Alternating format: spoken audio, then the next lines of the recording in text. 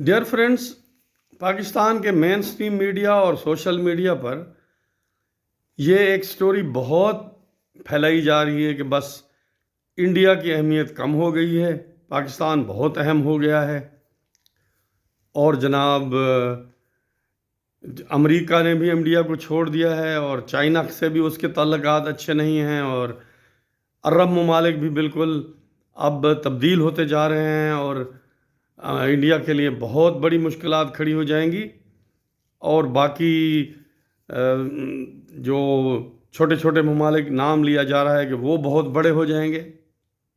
دیکھیے، یہ جو دنیا جس میں ہم رہ رہے ہیں اس کی کچھ ہارڈ ریئلٹیز ہیں۔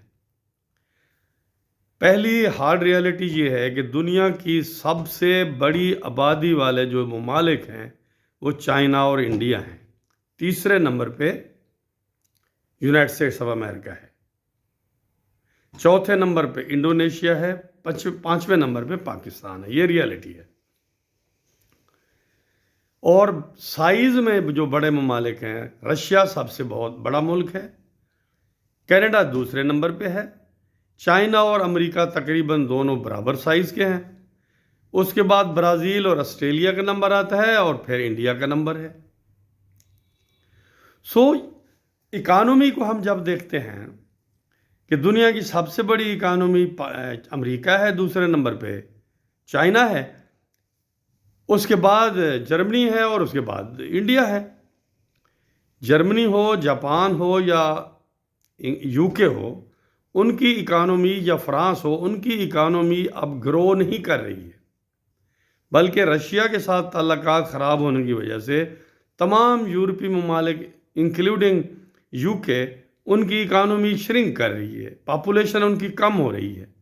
انہوں نے تو کوئی بڑی اکانومی اب نہیں بننا، وہ بڑی کامیابی ان کی یہی ہوگی کہ جو ان کا اکانومی کا سائز ہے وہ اسے برقرار رکھ پائیں۔ تو کون سے ممالک ہیں جہاں گروتھ ہے؟ امریکہ میں گروتھ ہے، چائنا میں گروتھ ہے، انڈیا میں گروتھ ہے، انڈونیشیا میں گروتھ ہے، باقی تو گزارا ہی چلا رہے ہیں۔ اب یہ کہ بھائی اگر اے کے بی کے سی کے ساتھ تعلقات خراب ہو گئے ہیں تو ریئلٹیز نے ریئلٹیز رہنا ہے۔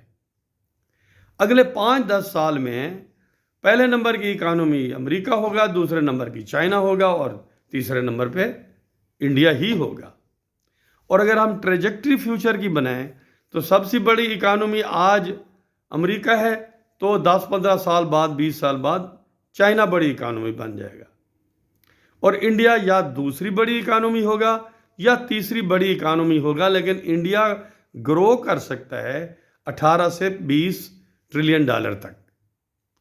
یورپ کی جو اکانومی ہے مجموعی طور پہ وہ 20 ٹریلین ڈالر کی ہے، اور سمجھا جا رہا ہے کہ 10 سے 15 سال میں یہ 16-17 ٹریلین ڈالر کی ہو جائے گی، مزید کم ہو جائے گی، بڑھنے کا چانس بہت کم ہے۔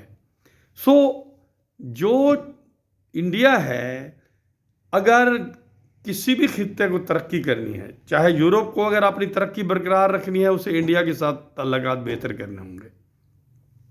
امریکہ نے اگر چائنا کو کنٹیسٹ کرنا ہے تو بھارت کے ساتھ اسے اپنے تعلقات امپروو کرنے ہوں گے۔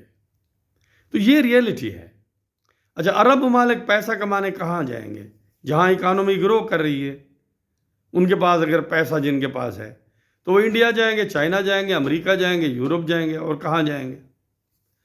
پاکستان بھی بڑی اکانومی بن سکتا ہے اگر پاکستان ایک تو یہ جہادی ڈرامے کو ترک کرے، پھر اپنی آبادی کو بڑھانا غیر ضروری طور پہ بند کرے، اور اپنے لوگوں کے اوپر خرچ کرے، اور انہیں ٹیکنیکلی ٹرینڈ کرے، ہیومن ریسورس میں تبدیل کرے۔ پاکستان ترقی کر سکتا ہے، لیکن پاکستان کے لیے مسئلہ یہ ہے، ایک تو پاکستان نے 2 مرتبہ افغانستان کی ریاست کو توڑنے میں مدد کی، آج وہاں ملا ہیں اور کچھ بھی نہیں ہے، اور یہ ڈیکیڈز تک یہ ٹیررزم چلتی رہے گی۔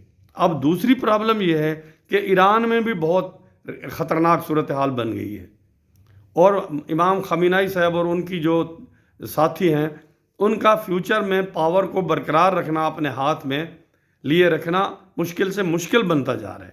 اگر وہاں بھی ڈیسٹیبلائزیشن جس کا کہ خطرہ بالکل سامنے ہے ہو جاتی ہے اور ریاست کمزور پڑ جاتی ہے، تو یہ بارڈر جو پاکستان کا پہلے ہی بلوچستان ڈیسٹیبلائزڈ ہے اور زیادہ ڈیسٹیبلائز ہو سکتا ہے. سو پاکستان کے لیے خطرہ ڈیسٹیبلائزیشن ہے، بڑھتی ہوئی آبادی ہے، اسٹیگننٹ اکانومی ہے، غیر ضروری اخراجات ہیں اور پالیسی آف پیس نہ اختیار کرنا ہے. سو ریالٹیز ہیں.